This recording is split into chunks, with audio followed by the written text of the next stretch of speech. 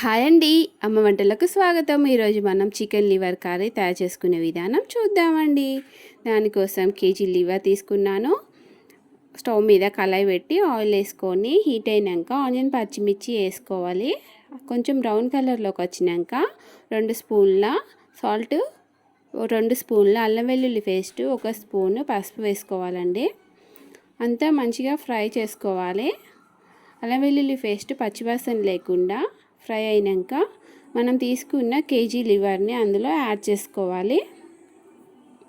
Add చేసుకున్నాక అంతా మంచిగా కలిసేటట్టుగా కలుపుకోవాలి.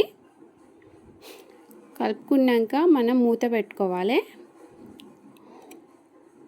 10 నిమిషాలు కుక్ అయినాక అందులో 2 స్పూన్ల కారం యాడ్ చేసుకోవాలండి. కావాలనుకుంటే ఇంకా కొంచెం కూడా యాడ్ చేసుకోవచ్చు. అంతా మంచిగా కలిసేటట్టుగా కలుపుకోవాలి. 2 మినిట్స్ కుక్ అయినాక నేను 2 టమాటాలు తీసుకున్నానండి. ఆ టమాటా యాడ్ చేశాను.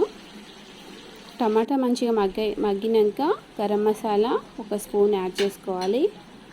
కొత్తిమీర కొంచెం వేసుకోవాలండి. అంతా మంచిగా కలుపుకొని ఒక 5 మినిట్స్ కుక్ చేసుకొని